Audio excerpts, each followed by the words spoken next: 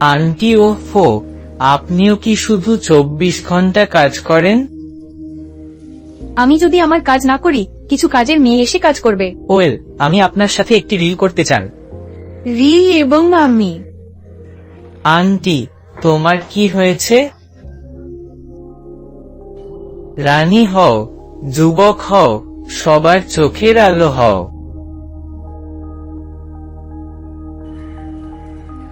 ও সাদাব চাপ মজনু, এই 2 টাকার কবিতা, তাই না? অন্য কাউকে ইমপ্রেস করা আর আমি বাড়ির উপপত্নী, এতেই আমি খুশি। আরে আন্টি, আমার সাথে একটা রিল কর। এই দরিদ্র ব্যক্তিরও কিছু অনুসারী থাকবে। রিল না বাবা, জীবন নিয়ে যেতে হবে। তোমার চাচা দেখলে কি হবে? আজ পর্যন্ত খালা মামারা কি পোছেন বা আপনার জন্মদিন বা বার্ষিকী কিছুই মনে পড়ছে না, তারা কি করে জানবে? আমার সাথে রিল বানাও আন্টি, যদি তুমি আমার সাথে রিল না করে থাকো। তাই আমি আপনার সাথে কথা বলবো না, এবং আমি আপনাকে শপথ করে বলছি। এত সহজ জিনিসের জন্য শপথ করার কি আছে? ঠিক আছে, এটা তৈরি করা যাক। অনেক ধন্যবাদ আন্টি।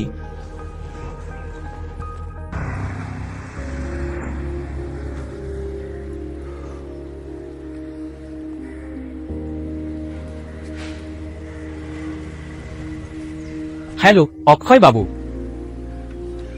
হ্যালো। আজ অফিস থেকে তাড়াতাড়ি আসছেন, কি ব্যাপার?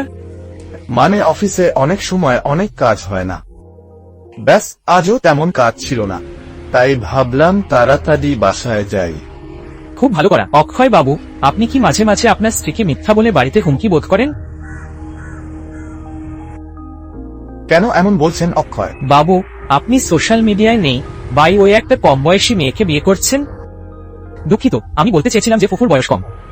তোমার বাড়িতে যুবতী ভাতিজা আছে, এখন যুবতী বউ, যুবতী ভাতিজা। তুমি কি জানো, তুমি অফিসে থাকো, তোমার পেছনে তোমার ভাতিজা আর তোমার বউ কোথাও গুলশান উড়িয়ে দিচ্ছে। গুপ্তজি, আপনি আমার পরিবার সম্পর্কে এমন কথা বলছেন, তাই না? ভবিষ্যতে এমন কথা বললে আমার চেয়ে খারাপ কেউ হবে না। বুঝুন, আপনার পরিবারের সদস্যদের প্রতি আপনার পূর্ণ আস্থা আছে এবং তারা জ্ঞান দিতে আসবে। এই তো পুরানো সম্পর্কের কথা বলছিলাম, নইলে পাত্তা দেব কেন? খামাল একজন ভালো মানুষ, আমি তাকে ভালো মানুষ ভেবেছিলাম। কিভাবে একজনের পরিবার সম্পর্কে কথা বলা যায়? আমার মন নষ্ট করেছে। ওই আন্টি, আপনি, আমার অনুসারীরা এভাবে মুখ বানাবেন, তারাও পালাবে, তাই একটু এই, হ্যাঁ, শুধু আন্টি, একটু কমিয়ে দিন না? ঠিক আছে, ঠিক আছে, ঠিক আছে। ঠিক আছে, চলুন।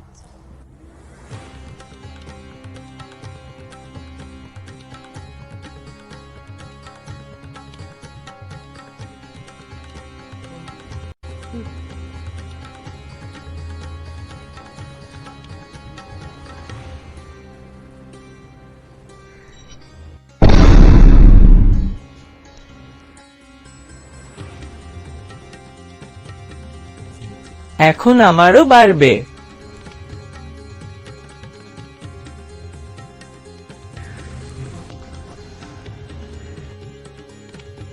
আরে চাচা, ভেতরে এসো, এসো, বাইরে দাঁড়িয়ে আছো কেন?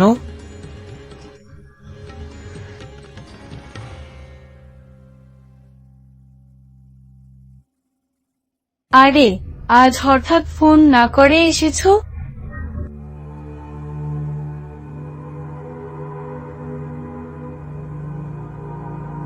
দুঃখিত, আমি যা বলতে চেয়েছিলাম তা হলো আপনার শালিকা যুবক, আপনার বাড়িতে একটি যুবতী ভাগ্নি আছে, এখন একটি যুবতী স্ত্রী, একটি যুবতী ভাগ্নে।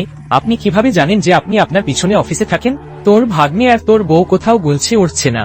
কি ভাবছেন? জল নাও। হ্যাঁ, আমি না।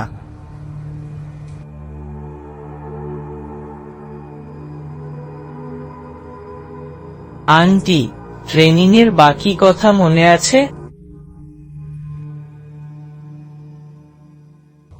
ক্রুক, শোন, আমি রাতের খাবারের জন্য কি তৈরি করব?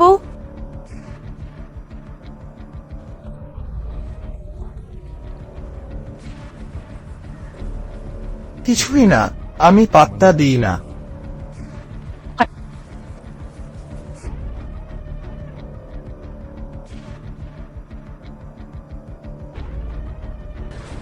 আজ তাদের কি হয়েছে?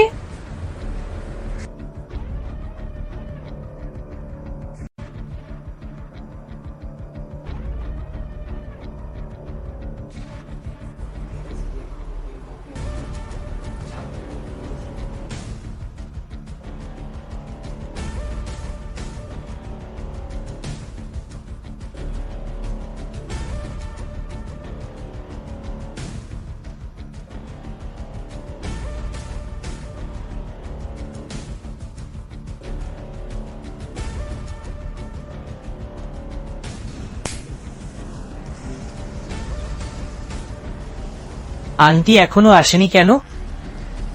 আজকে তোর খালাকে ফোন করতে এত দেরি হলো কি করে? আজকে আমার খালা আর খালা আসতে এত দেরি হলো কি করে?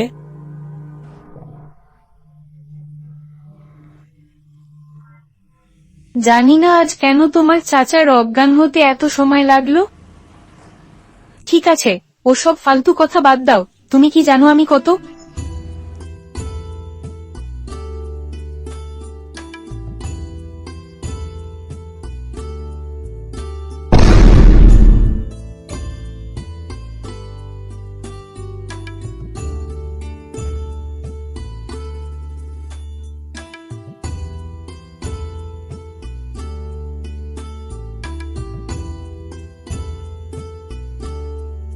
না, এটা হতে পারে না, হতে পারে না।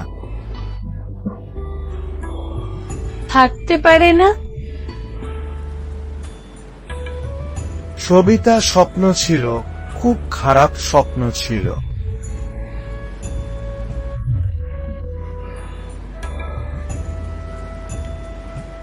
এই নিন এবং জল পান করুন। না, পিপাসা লাগেনি।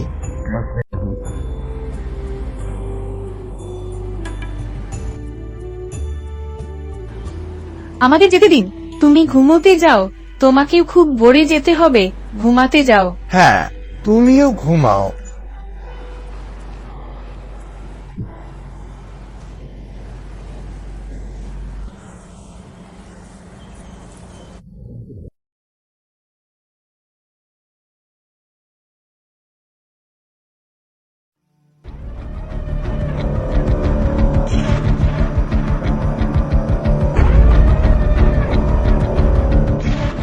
আরে খেতে এত সময় লাগলো কেন?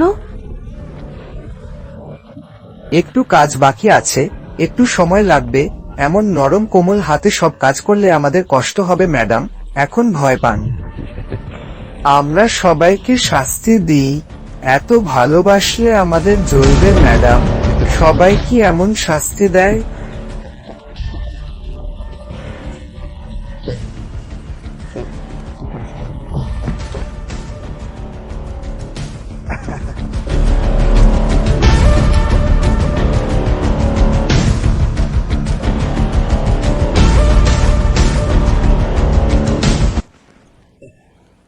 আরে ভাই, তুমিও তো বলনি সে কখন এসেছিল। তুমি তো ডাকতেই পারতে। এখন আমাদের পরীক্ষায় যেতে হবে ম্যাডাম। তুমি তোমার জামা কাপড় শুকাও, আমরা বসে থাকবো, অপেক্ষা করব। আমরা বসে থাকবো এবং তোমার জন্য অপেক্ষা করব। বসো।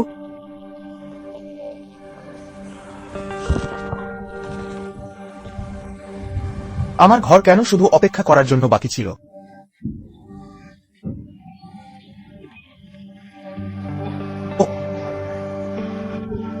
চাচা, হ্যাঁ ভাই, এখন ওকে মারছেন কেন? আমি তোকে বলছি সোজি এখান থেকে চলে যাও। ওর কি হয়েছে?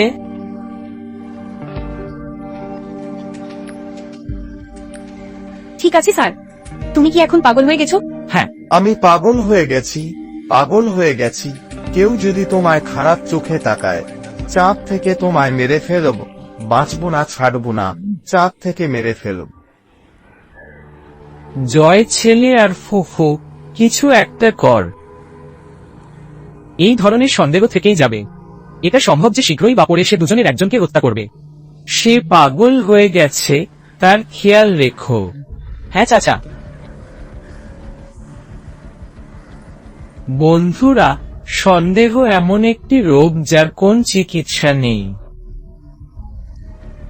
এই রোগটি প্রতিটি মানুষকে একবার প্রভাবিত করে। তার মনে সেই মানুষটির জন্ম হয়েছিল।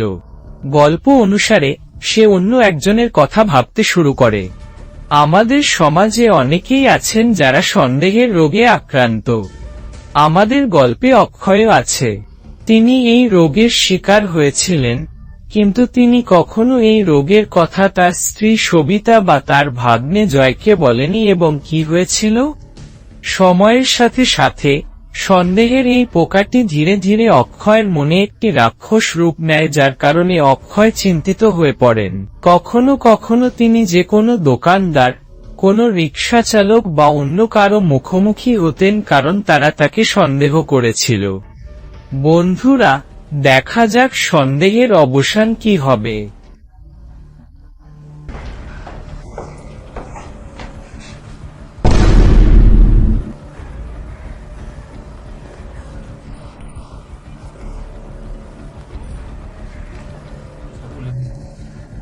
কে কল করেছে? ছিল আসাদাই। এই দুজন কারা? স্যার, ইনি আমার মামা আর ইনি আমার খালা। আর খুন হওয়া এই ব্যক্তিকে? হ্যাঁ স্যার, আমাদের বাড়িতে দুধ দিতে আসতেন। ইনি একজন দুধওয়ালা। দুধওয়ালা কামাল একজন দুধওয়ালার সাথে তোমার এত ঘনিষ্ঠ সম্পর্ক ছিল যে তুমি তাকে বেডরুমে আসতে দিয়েছিলে? স্যার, আমরা জানি না কিভাবে এটা আমাদের বাড়িতে ঢুকলো। অক্ষয়জি, আপনি কি করলেন দুধওয়ালাকে? না না, আমি দুধওয়ালাকে মারিনি। শাহজি, আপনি দুধওয়ালাকে মেরেছেন। আমি করিনি। না, আমি খুন করিনি। হত্যাকারী তুমি। আপনার অ্যামনেসিয়া আছে। চাচা, আপনি দুধওয়ালাকে মেরে ফেলেছেন। তার চিৎকার শুনে আমরা দৌড়ে বাড়ির ভেতরে গিয়ে দেখি তার হাতে একটি ছুরি। হ্যাঁ, ছুরিটা আমার হাতেই ছিল, কিন্তু আমি দুধওয়ালাকে খুন করিনি। এই সন্দেহ আমার হাতে ছিল। তারা কি মাদক গ্রহণ করে? জি স্যার, গত 6 মাস ধরে সে মাদকে আসক্ত। এমন কেন? স্যার, ওদের এই সন্দেহ যে আমাকে যে দেখবে সে একটা গোলমাল। তারা তাকে হত্যা করতে দৌড়ায়। অক্ষয় নিবাসে অ্যাম্বুলেন্স পাঠাও। ঠিক আছে।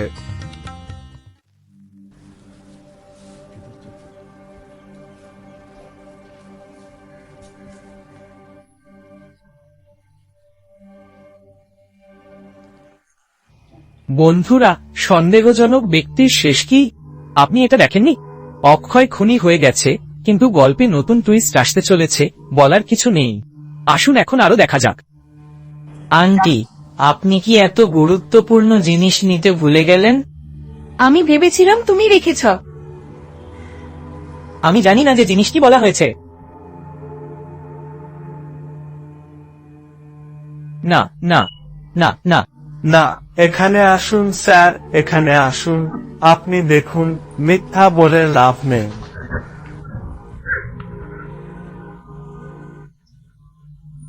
এসো, সত্যিটা বলো, দুধওয়ালাকে মারলে কেন? স্যার, আমি আপনাকে বলি, আমার স্বামীর সন্দেহ আমাকে বাঁচতে অক্ষম করে রেখেছিল। আমি মরতে চেয়েছিলাম, তারপর বৃষ্টি আমার যত্ন নিয়েছে। এটি আমার অনুভূতিকে সম্মান করেছে। আমি কখন এটির কাছে ছুটে এসেছি বুঝতেও পারিনি। কিন্তু আমি আর জানতাম না যে দুধওয়ালার চোখ আজও আমাদের দুজনের দিকেই আছে। আলতো করে রামওয়াত ডালু রেতে।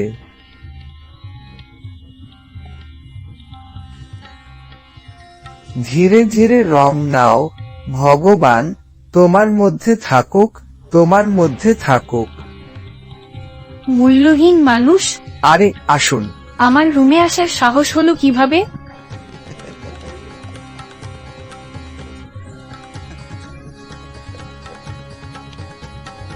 কি হয়েছে? আন্টি, না না, এই সমাজ আপনাকে পান করবে। হ্যাঁ, তারা সমাজের কাছে অর্থ প্রদান করবে, তবে তারা যখন এটি দেখাবে, আমাদের নয়। আপনার জমি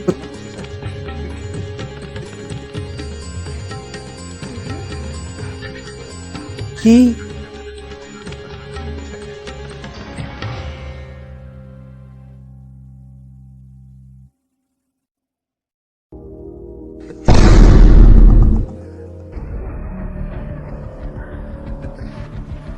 তুমি কি চাও? আমাদের কি দরকার? এবার ম্যাডামের সাথে একটু করবি টাকার কামনায়। দেওয়া।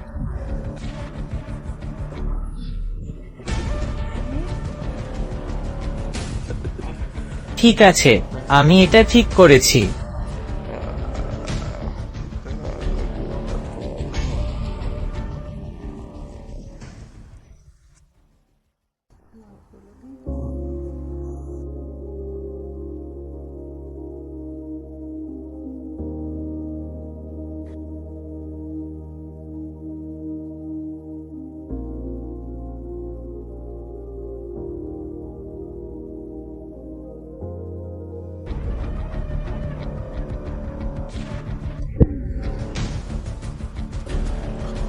টাকা লাগবে।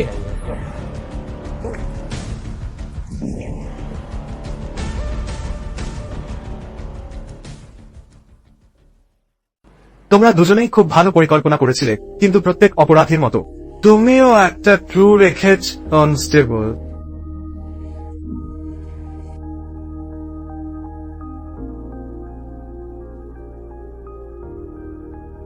বন্ধুরা, আমাদের গল্পেও তেমন কিছু ঘটেছে। অক্ষয় যদি তার স্ত্রী সবিতাকে তার সন্দেহজনক অসুস্থতার কথা জানাতেন, তাহলে আজ সবিতা ভালো হতেন।